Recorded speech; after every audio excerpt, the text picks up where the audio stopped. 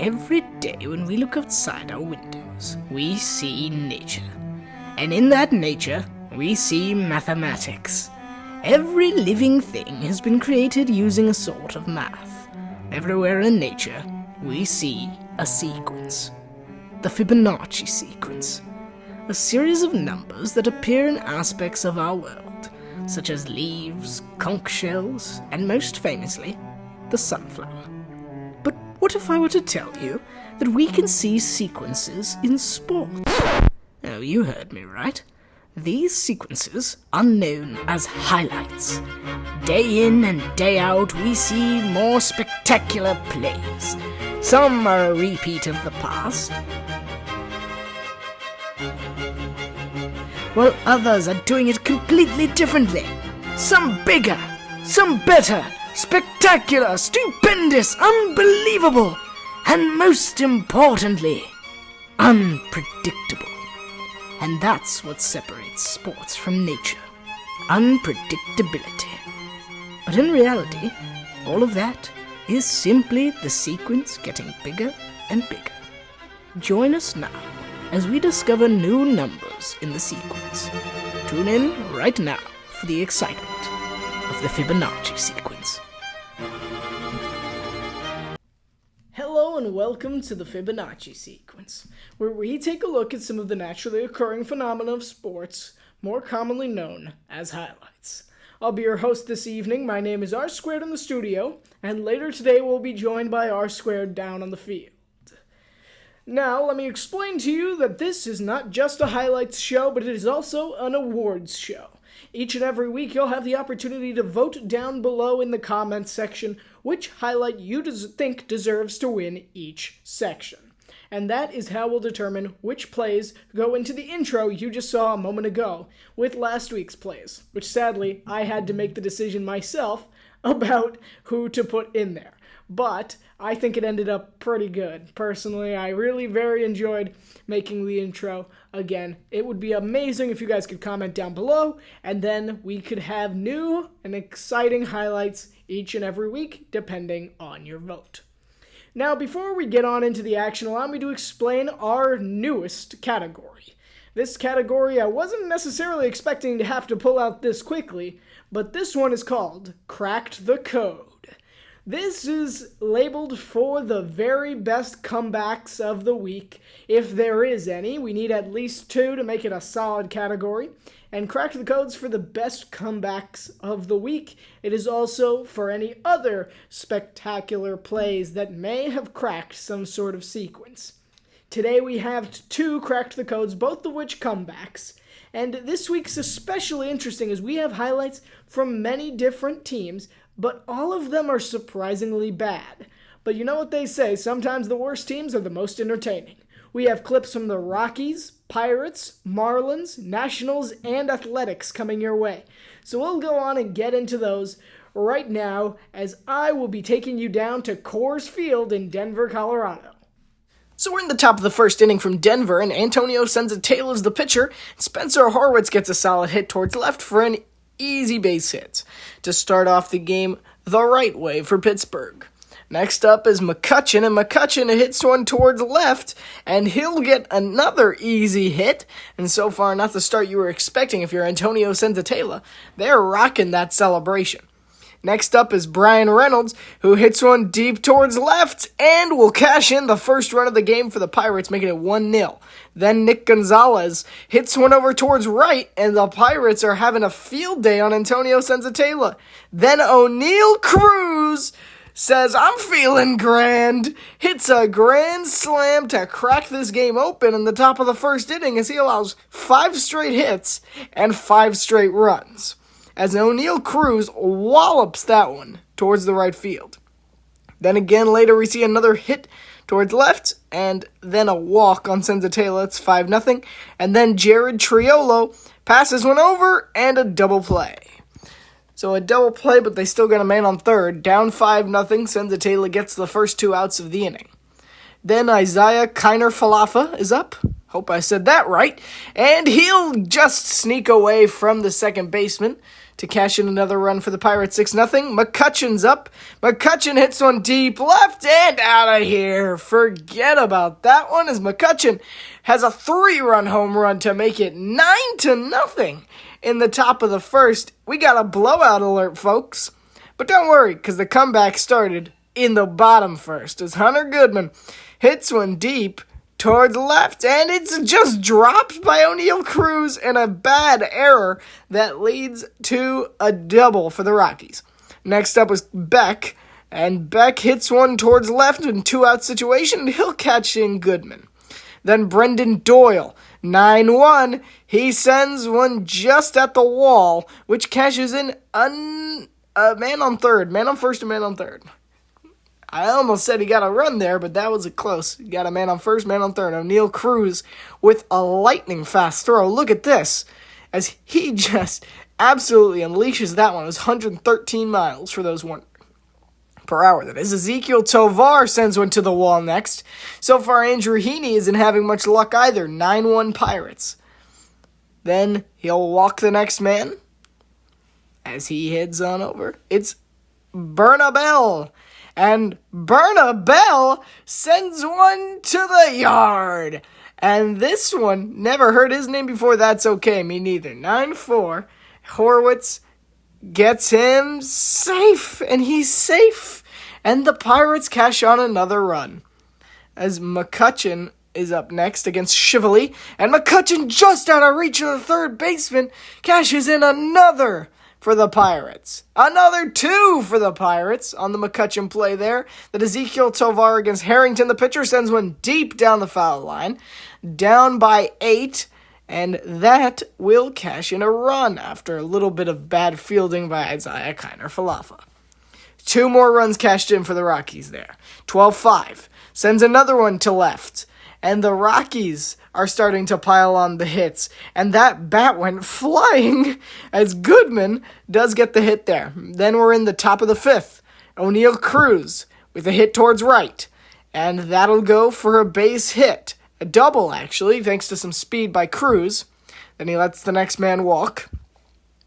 And then it's Jared Triolo, who sends one in between the gaps at second and shortstop, which cashes in another run for the Pirates. Then Isaiah Kiner-Falefa hits it right on the right foul line to cash in more runs for the Pirates, and they're not giving up. Then in the bottom, we see Kyle Farmer gets a walk, and then Mickey Maniac, 2 on the bases. Mickey Maniac says, "Remember me?"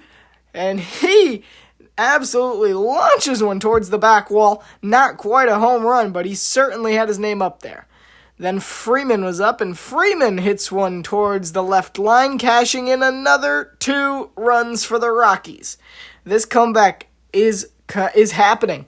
Next up, we got Ezequiel Tovar, 15-9. Tovar sends one deep. He says, "I want that pine tree," and it bounces in for a home run for the Rockies. And suddenly, the Rockies are feeling the comeback. He lets O'Neal Cruz, strikes him out. Pops up the next batter, and suddenly the Rockies are in business here. At bat is Bart. Joey Bart, bases loaded. And he'll allow a walk with the bases loaded for Herget. Herget, I'm not sure how to say his name there, but it does lead to a rough scenario, 16-10. Then a deep hit towards center. He's got all of it. This is the new guy in town, Yanquiel Fernandez. His first career home run. Congratulations, Yanquiel Fernandez. Welcome to Major League Baseball. And the Rockies are back in this game. They came down 9-0, and suddenly we got ourselves a close one. Hunter Goodman's up. Goodman sends one deep. He doesn't want you to know about that ball. Next up was Bernabell, who sends it just over third base for an easy hit and some, and that'll cash in another run, if not 2. We'll see, and it is gonna be safe at third. It's 16-14. Another hit. That'll go for another run scored. It's 16-15. The Rockies are coming back. It's call up to Carlos Santana against this guy. the last man standing for the Rockies in the bottom ninth. Brendan Doyle sends one deep. He says lights out. Rockies with an incredible comeback win over the Pirates down to Miami, where there's another big comeback. As we see Jansen Junk up against Trent Grisham, who gets a hit there in the top of the fourth inning. It was a pretty nothing happening over in Miami for the first few innings there, but then Trent Grisham got going. Jason Dominguez, I don't know if I said that, it might just be Dominguez, and he gets a hit over towards right field, and we got two on the bases. But Cody Bellinger's up next, sorry. And Bellinger hits one deep to right, and at the wall, not so fast, as Dane Myers robs him of one, but they do get a man over on third base. Man on first, man on third. And next up is Giancarlo Stanton. He is a beast, and you see we got a stolen second base there. But Giancarlo Stanton wants revenge. This is his former team. He misses them, but he likes the Yankees a little bit better. And he absolutely lets it rip off the bat. An incredible crack off the bat there as he sends one off to the distance with 116 mile per hour exit velocity, 409 feet. That was the fastest ball off of bat that we've seen so far this season in Major League Baseball. Then we have the 2 runs and the 3-0 Yankees. This is in the top 5th. And we quickly saw 1 run cashed in for the Yankees. Then Bellinger made it another. It's 5-0 Yankees. 6-0 Yankees on the overthrow. 6-0 Yankees. It's not looking good in South Beach for the Marlins. Then Eric Wagaman's up, and he shatters Carlos Rodon's no-hitter to give the Marlins their first hit of the game in the bottom 5th. 6-0 Yankees. An incredible game by Carlos Rodon, by the way. Then next up, it's Javier Sanoja. And Sanoja says sayonara as he sends one deep towards right and never even remembered that ball. And Javier Sanoja cashes in a 2-run home run to bring the Marlins within 4. An incredible home run there from Sanoja. Carlos Rodon then got pulled from the game. Otto Lopez got hit by the pitch. And Liam Hicks sends one deep on Loaiziga for a double. But the bases were loaded, cashes in 2 runs extra, making it 6-4. The Marlins are still in this game. Loaiziga's still the pitcher on Kyle Stowers, and that ended the inning. He struck him out there. But then later, Trent Grisham, doing, hits one off the back wall on Volante Bellozo in the top of the 7th, as he sent that one far and off the upright. I think that field goal was good. Then later up, we see the newbie, Jake Bird, taking on Agustin Ramirez, and that went just about as well as you expected, and a deep hit for Agustin Ramirez. Only goes for a single, though. But Jake Bird, 3 pitches in, allows his first hit as a Yankee. Then, Heriberto Hernandez, he's got him swinging. So a quick strikeout there, 1 out, Otto Lopez. Hits one deep towards left, and that'll go for a double, thanks to Lopez turning on the Jets. They got a man on third and a man on second, both safe. And this is 1-out situation here. He'll let the next guy walk. And Jake Bird getting a little talking to, but he's up against Kyle Stowers. And Kyle Stowers, this is not the situation you want, because Stowers is going to hit this one hard. And he does just that. He's feeling grand. He's feeling the slam. Just off the glove, 9-8. Yankees lead, but not by much, as Kyle Stowers leads this one with a grand slam off of newly acquired Jake Bird.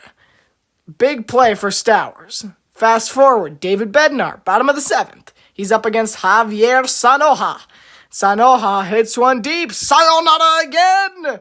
He doesn't want anything to do with pitches today, and I'm not sure anyone wants to face this young guy, as Javier Sanoja sends one yard for the 2nd time against the Yankees, making this one a tie game, 9-9, as the Marlins dugout was fired up.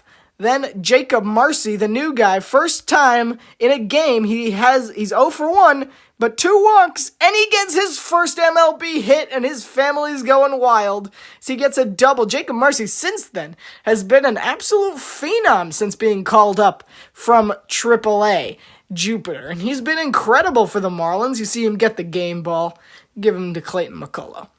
Then Xavier Edwards hits one over and an error. Ooh, and that didn't look pretty, and that should have been an easy out, but it wasn't. Agustin Ramirez, 2 on the bases.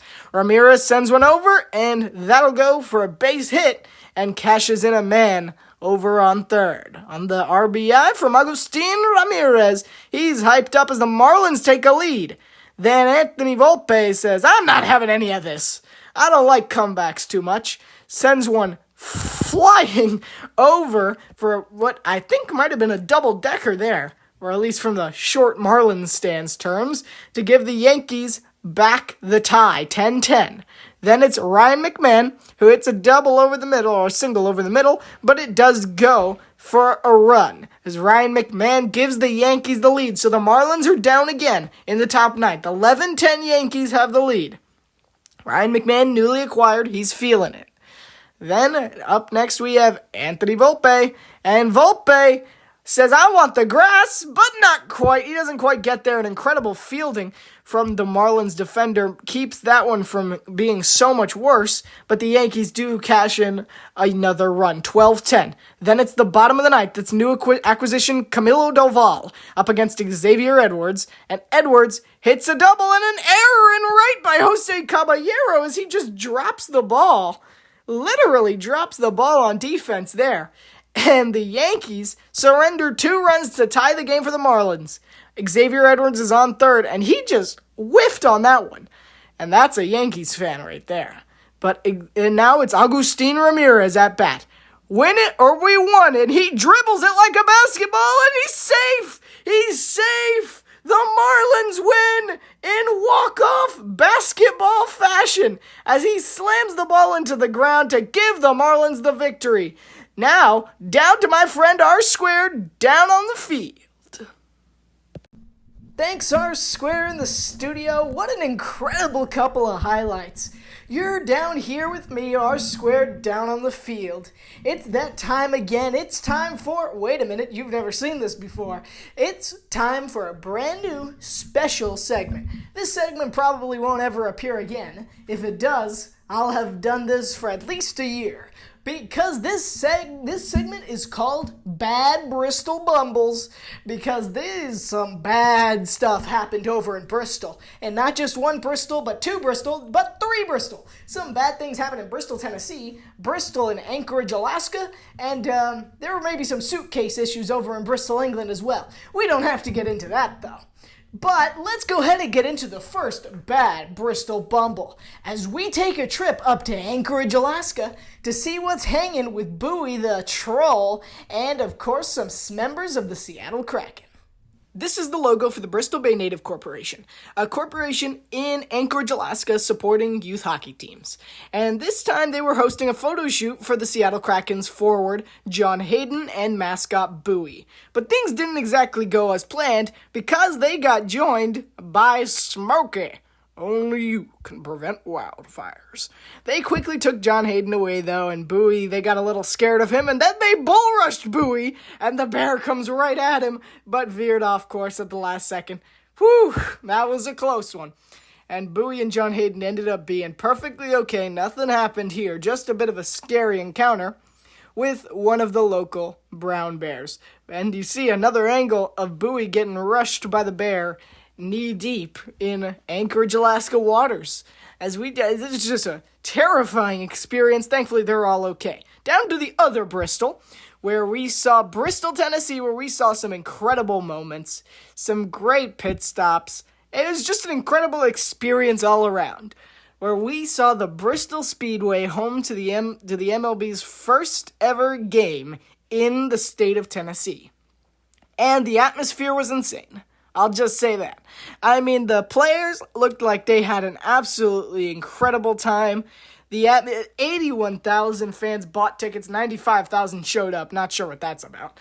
But it's an incredible atmosphere in Tennessee. They have a huge screen overhanging the middle of the field. I think they called it the Titan or something. The players had a great time. Had some homecomings for players like Spencer Strider and TJ Friedel, I believe, is also from the Tennessee area. And they all had a great time there. But things didn't all completely go as expected because Game 1 got a rain delay, which delayed it about an hour and a half. And worst of all, they ran out of cheesy nachos. I mean, what's life even worth living if you run out of cheesy nachos at a baseball game? So let me tell you, that delay was less than fun. But then after about an hour and a half, they resumed briefly, and then they canceled the game. The game ended, and the Reds and Braves ended up playing the next day. The crowd still showed up, but many of them had to go home. They sent 91,000 fans home packing because of a little rain at the Speedway Classic. Back to you in the studio, R Squared. Thanks, R Squared on the field. You're back here with me, R Squared in the studio. What a magnificent special category that was, Bad Bristol Bumbles. But now we've come to the main event, the Golden Ratio. It may seem a little soon, considering we've only had 3 categories this week, but trust me, it was a whole lot of work putting this one together for you. So we thought we ended on the right note with the Golden Ratio. Little shorter, but still just as much highlights. So let's get on into the Golden Ratio. Let's take you down to the incredible performance against the very own Colorado Rockies we saw earlier. Now, why don't we play a little game? This game is going to be to see whether you can count how many hits and runs the Toronto Blue Jays got in the series versus the Colorado Rockies. You got this. Just count along. Let's go.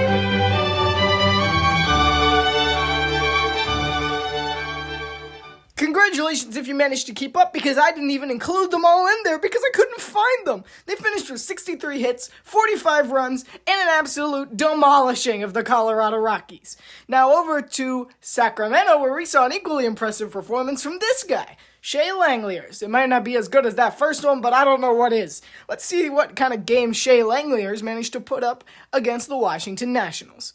We see Langeliers in his first at-bat in the top of the first. He sends one deep, far, and out of here to give the Athletics a 1-0 lead early.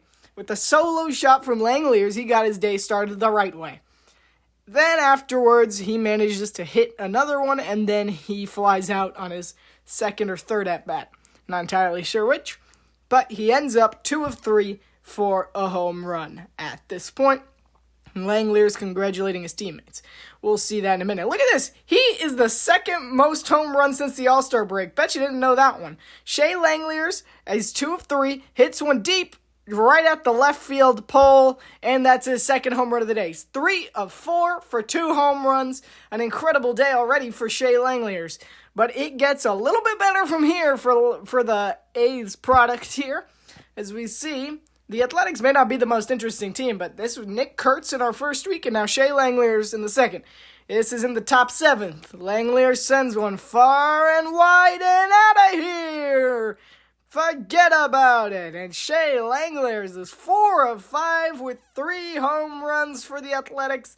He dominates. But aside from that, the A's also had a pretty good series as Jeremy Springs had a 6-inning perfect game before finally allowing a home run in the 6th inning. Sadly for him, that didn't exactly work out. Now down to you on the field. Thanks, R Square in the studio. Man, what an incredible Golden Ratio. And most of all, what an incredible episode of the Fibonacci Sequence. This has been episode 2, but next week at 1 o'clock Eastern Time will be episode 3, showing you all of this next week's highlights. Be expecting a whole lot of preseason NFL. We'll even include Thursday night in for you because we didn't have time to include Thursday night football's highlights in on this one. So maybe if there's a good play on Thursday night, we'll throw it in on next Friday's episode of the Fibonacci Sequence. Thank you guys so much for watching, and we can't wait to see you next time.